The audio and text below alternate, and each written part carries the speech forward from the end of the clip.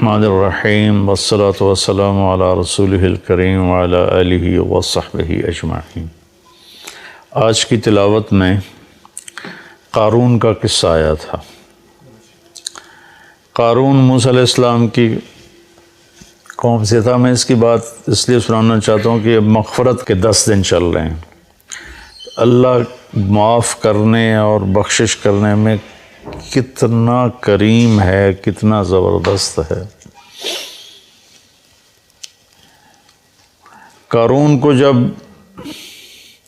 قارون سے جب موسیٰ علیہ السلام نے زکوٰۃ کا مطالبہ کیا تو ان کی زکوٰۃ تھی 10%، 100 میں 10 روپے۔ ہماری ہے 100 میں 2.5 روپے، ان کے تھے 100 میں 10 روپے۔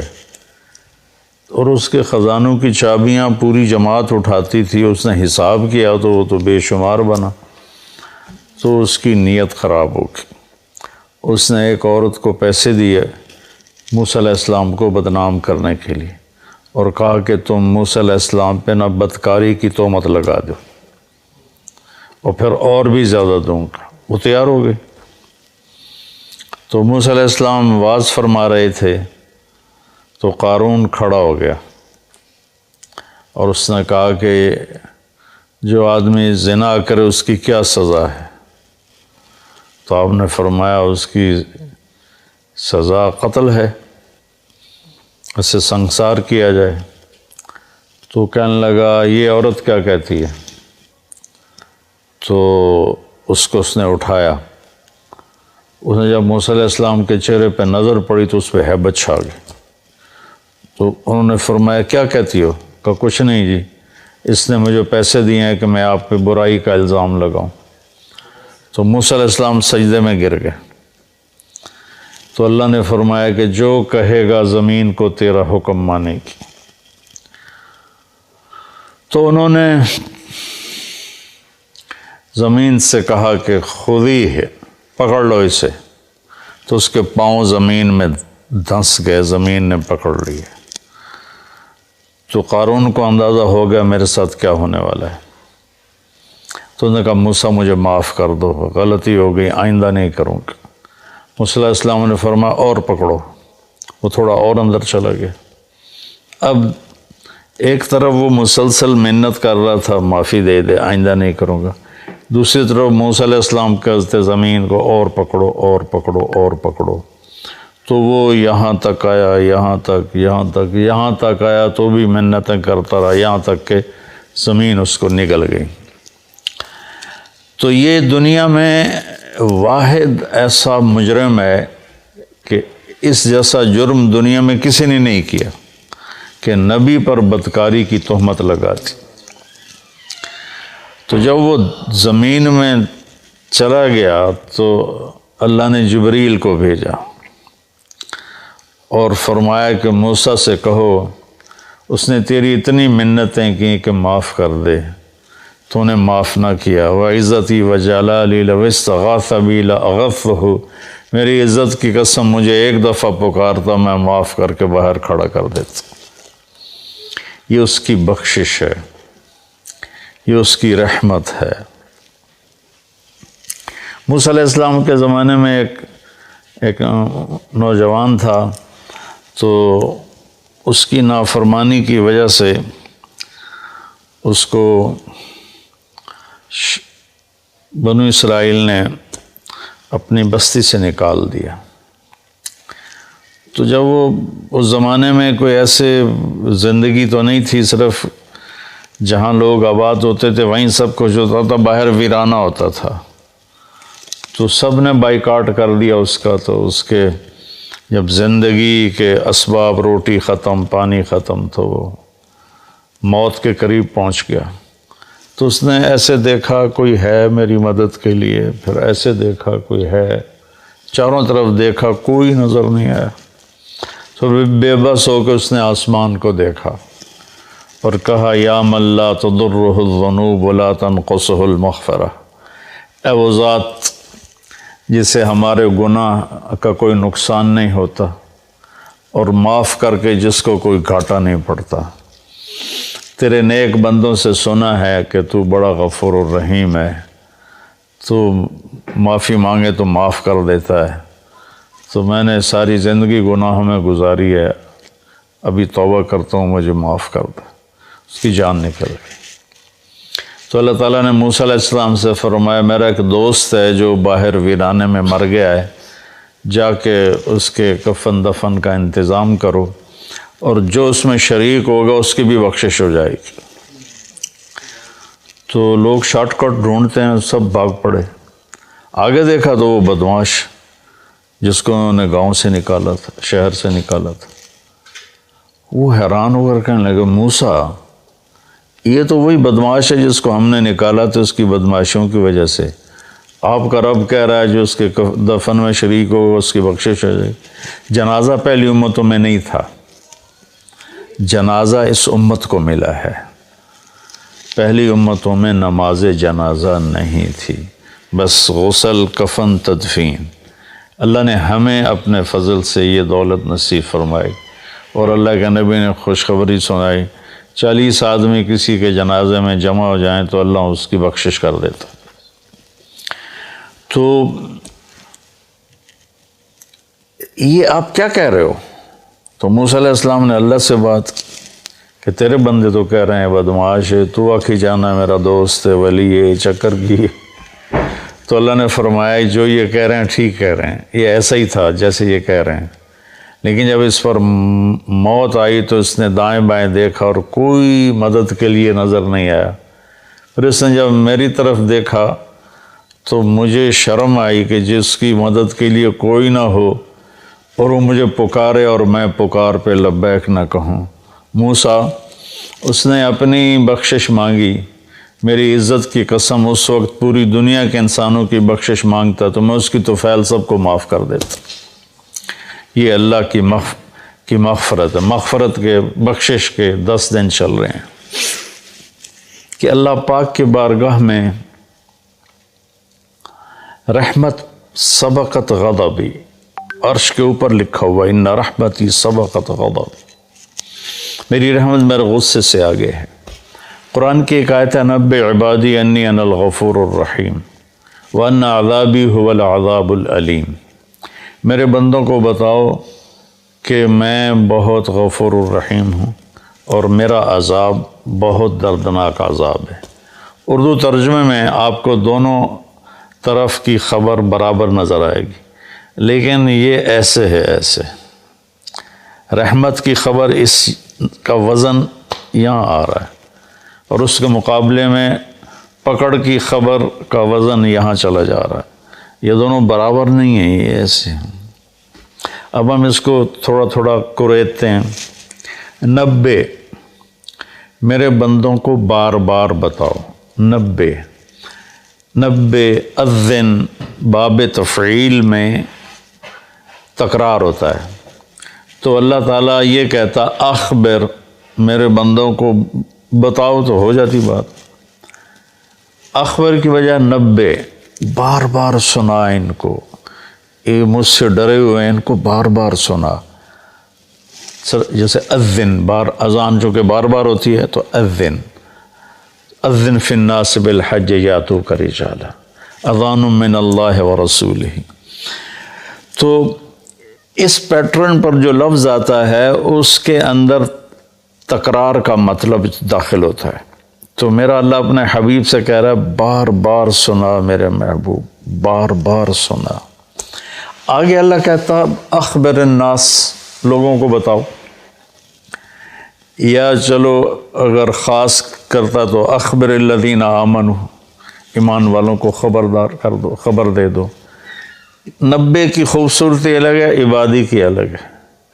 اللہ نے پوری دنیا کے مشرق مسلم سب کو کہا میرے بندے ہیں، اور کہا میرے بندے ہیں، میرے میں کتنی محبت، میرا لال، میرا بچہ، میرا بیٹا۔ تو پوری دنیا کے مسلم نان مسلم کو اللہ تعالیٰ ایڈریس کر رہا ہے کہ میرے حبیب آپ کی ذمہ داری ہے کہ بار بار بتلاؤ، انسانوں کو نہیں فرمایا، مسلمانوں کو نہیں فرمایا، میرے بندے یہ سب میرے ہی ہیں، توبہ کر لیں میں ان تابوا فانا حبیبہم، توبہ کر لیں تو میں ان کا بہترین دوست ہوں. تو ایک 90، پھر عبادی کہ یہ میرے بندے ہیں. میرے بندے کا کیا مطلب ہے کہ حساب میں نے لینا ہے، تم نے نہیں. تو تم میرے بندوں کو ذلیل نہ کرو، کسی کو حقیر نہ جانو، کوئی اچھا ہے یا برا ہے، کوئی ماننے والا ہے یا نہ ماننے والا ہے، یہاں تک کہ کوئی اللہ کا منکر ہے. تو اللہ تعالیٰ کہتا ہے تمہیں اجازت نہیں دے رہا کہ تم ان کو کسی طرح بھی ذلیل کرو یا حقیر جانو. یہ فیصلہ میں نے کرنا ہے، تمہارے اس ہاتھ میں یہ فیصلہ نہیں ہے. تو عبادی میں کتنی خوبصورت بات اللہ نے کہی کہ میرے بندے، میرے بندے. ماں کے لہجے میں کہتے ہیں نا صدقے، میں تو والی نہیں پہ آمدہ. تو میرے بندے ایک 90، ایک میرے بندے. پھر انی، میں بذات خود، انا یقیناً میں ہی کیا ہوں، غفور ہوں، رحیم ہوں. انی بات بغیر کسی شک کے ہے. انی، انا کی تاکید، پھر یا متکلم کہ میں بذات خود بہت معاف کرنے والا، بہت رحم کرنے والا ہوں. غفور بھی مبالغے کا صیغہ ہے اور رحیم بھی مبالغے کا صیغہ ہے. اب اللہ نے بتانا تھا کہ میرا عذاب بڑا سخت ہے، تو یہاں 90 نہیں لائے، 90 تو لائے اس کے ساتھ انی انا الغفور الرحیم. اسی کا عطف بنایا وَأَنَّ عَذَابِي. وہاں ہے انی، یہاں ہے عذابی، وہاں ہے انا، یہاں ہے ہوا. ایک غائب ہے، ایک حاضر ہے. فرق ہوتا ہے کہ نہیں؟ ابھی آپ میری بات براہ راست سن رہے ہو تو آپ پر ایک اور تاثر ہے. آپ جا کر میری بات آگے کسی کو نقل کرو گے تو سارا تاثر اس میں سے نکل جائے گا. صرف خبر منتقل ہوگی، تاثر منتقل نہیں ہوگا، چونکہ دیکھنے سے ایک اثر پیدا ہوتا ہے. تو جب اللہ نے اپنی رحمت کو بتایا تو اپنے آپ کو سامنے کھڑا کر دیا کہ یہ میں تمہارا رب ہوں، تمہارے سامنے ہوں، میں بہت مہربان ہوں، رحم کرنے والا ہوں، معاف کرنے والا ہوں. سبحان اللہ، کیا خوبصورت اللہ تعالیٰ. اس لیے میں علماء سے کہتا ہوں اللہ کی رحمت کو زیادہ بتاؤ. اپنے لہجوں میں کڑواہٹ پیدا نہ کرو، اپنے لہجوں میں شدت پیدا نہ کرو، اپنے آنے والے مجمع کو ڈانٹ ڈپٹ کے انداز میں مت بات کرو، محبت کے انداز میں، نرمی کے انداز میں بات کرو. تو ایک چوکٹ میں اللہ تعالیٰ کہہ رہا ہے میں بذات خود بہت مہربان ہوں. اب ہم آگے چلتے ہیں. وَأَنَّ عَذَابِي، وہاں بھی انا، یقیناً کوئی شخص سے بالا تر نہیں کہ میرا عذاب. مضاف مضاف الیہ ایک دوسرے سے جدا چیز ہوتے ہیں. میری کتاب، کتاب اور ہے، میں اور ہوں. میری ٹوپی، میں اور ہوں، ٹوپی اور ہے. اور انی تو بذات خود ہے. اور عذابی، عذاب اور الگ چیز ہے، اللہ الگ چیز ہے. عذاب الگ چیز ہے، اللہ الگ چیز ہے. ان عذابی ہوا، پھر اس عذاب کو بھی دور کر دیا. او جڑا کھا خیالے تے بیٹھا ہوا، وہ بہت دردناک عذاب ہے. هو العذاب العلیم. یہاں دو صفتیں نہیں لائے، الغفور الرحیم، یہاں ایک لائے ہیں العلیم، اور وہ بھی عذاب کی صفت ہے، اپنی نہیں بنائی.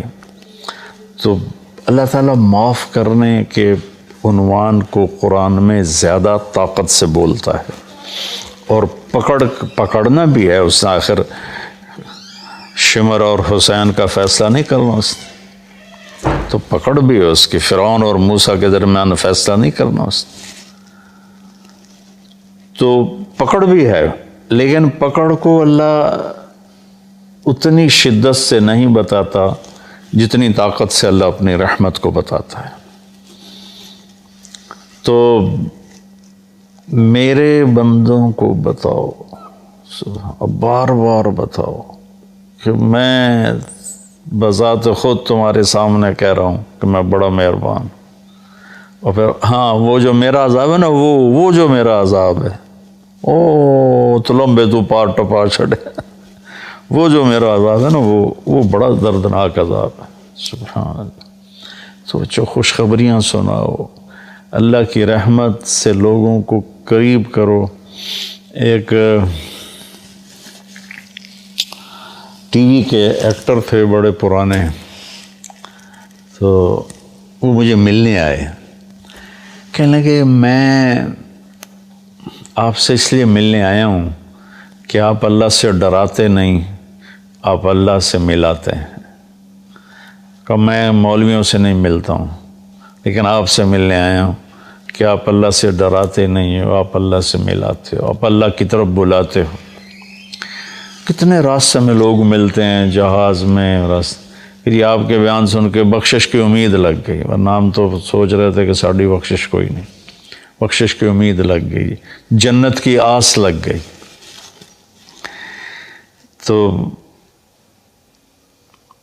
مغفرت کا اللہ تعالیٰ کو اتنا پسند ہے کہ اللہ کے نبی کا فرمان ہے اگر تم سارے نیک بن جاؤ، گناہ کرنے چھوڑ دو، تو اللہ تم سب کو موت دے کے جنت میں ڈال دے گا، اور ایک ایسی قوم پیدا کرے گا جو گناہ کر کے روئیں گے اور معافی مانگیں گے، پھر اللہ خوش ہو کے انہیں معاف کرے گا. معاف کرنا اللہ کو ایسا پسند ہے. اللہ کی طرف سے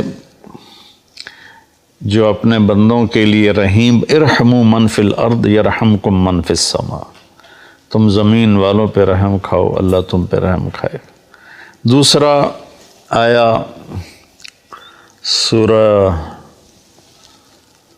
وہ کیا ہے عنکبوت میں، احسب الناس ان یترکوا ان یقولوا آمنا وہم لا یفتنون، کہ کلمہ پڑھنے کے بعد تم آزمائے نہ جاؤ، یہ خیال دل سے نکال دو. وَلَقَدْ فَتَنَّ الَّذِينَ مِن قَبْلِكُمْ فَلَيَعْلَمَنَّ اللَّهُ الَّذِينَ صَدَقُوا وَلَيَعْلَمَنَّ الْكَاذِبِينَ. تو اللہ تعالیٰ یہاں پوری آیت کا خلاصہ یہ ہے کہ اللہ فرما رہے ہیں کہ جب تم مجھے مانو گے نا کہ ہاں ہم مان گئے تو ایک اکیلا ہے، تیرا کوئی شریک نہیں، اور محمد صلی اللہ علیہ وسلم تیرے رسول ہیں، تو پھر میں تمہیں آزماؤں گا. اس کے لیے جو لفظ استعمال کیا نا وہ ہے فتنہ، یفتنون. فتن کہتے ہیں سونا پگھلانا، فتان عربی میں سنار کو کہتے ہیں، گولڈ سمتھ جس کو ہم انگریزی میں کہتے ہیں، سنار کو عربی میں فتان کہتے ہیں، سونا کو پگھلانے والا. بعض چیزوں کی میل کچیل دور ہو جاتی ہے پانی سے، پیٹرول سے صاف ہو جاتے ہیں. بعضی چیزیں ایسی ہوتی ہیں جن کے میل اندر گھسی ہوتی ہے، وہاں پانی نہیں پہنچتا، پیٹرول نہیں پہنچتا، اس کو پھر پگھلانا پڑتا ہے. جو دھاتوں کے اندر میل ہے وہ پانی سے نہیں دھلتی. لوہے میں اندر زنگ پھنسا ہوا ہے، سونے میں کھوٹ. میں نے ایک دفعہ پورا پروسیس دیکھا تھا سنار کے پاس بیٹھ کر کہ اس نے سونے کی ٹکی کو پگھلایا، پھر اس میں سے کھوٹ کو الگ کیا، خالص کو الگ کیا. یہ سارا میری آنکھوں دیکھا ہے. تو جو دھات ہوتی ہے وہ پانی سے نہیں صاف ہوتی، اس کو آگ میں ڈالنا پڑتا ہے. جب وہ اس کے اندر مساموں میں آگ جاتی ہے تو وہ پگھل کر کھوٹ کو الگ کر دیتی ہے، وہ آگ اور خالص کو الگ کر دیتی ہے. تو انسان دو چیزوں سے بنا ہے، ایک جسم سے، ایک روح سے.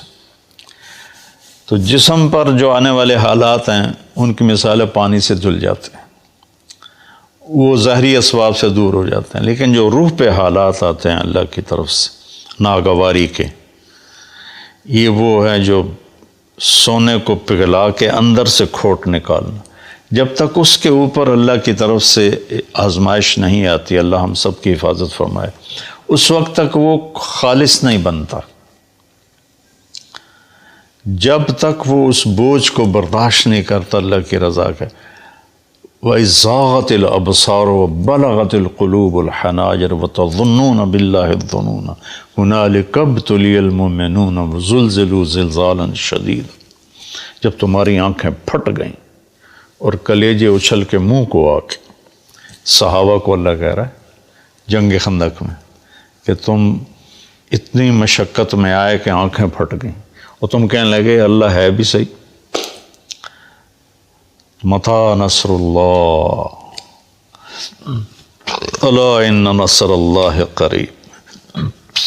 تو یہ دنیا آئیڈیل ہوم نہیں ہے، لوگ اسے آئیڈیل ہوم بنانے کے چکر میں بڑے بڑے محل بناتے ہیں، بڑی بڑے آرام کی شکلیں بناتے ہیں، اپنے آپ کو تسکین دینے کے لیے کروڑوں اربوں ڈالر کی کشتیاں بنواتے ہیں، اس میں بیٹھ کے وہ سمندر کی سیر کو نکلتے ہیں، لیکن 100 بار چمن مہکا 100 بار بہار آئی، دنیا کی وہی رونق دل کی وہی تنہائی، اندر وہ خالی ہوتا ہے، وہاں کچھ ضرب لگانے کی ضرورت ہے۔ وہ جب آدمی اللہ کی اطاعت میں اپنے آپ کو جما کے چلتا ہے اور اس کے روح پر حالات آتے ہیں تو وہ پھر ایسے نکھر کے صاف ستھرا ہو کے، کیونکہ جنت صاف ستھرے لوگوں کی جگہ، اس لیے جو ایمان والے کبیرہ گناہ کرتے مر گئے ان کو جہنم میں ڈال کے پگھلایا جائے گا، کھوٹ ان کا نکالا جائے گا، کھوٹ نکال کے پھر جب وہ خالص ہو جائیں گے پھر جنت میں ڈال دیا جائے گا۔ غریب کا سال بھر کا روزہ مل کر افطار کروائیں۔ اس رمضان مولانا طارق جمیل فاؤنڈیشن لا رہی ہے تقسیم رحمت رمضان راشن پروگرام۔ تقریباً 3000 مستحقین کے گھر راشن پہنچانے میں ہمارا ساتھ دیں۔ صرف 4200 روپے میں آپ بھی کسی کی مسکراہٹ کا سبب بن سکتے ہیں، تو جلدی کیجیے۔ مولانا طارق جمیل فاؤنڈیشن، اکاؤنٹ نمبر 127101044410786، میزان بینک، تلمبا برانچ۔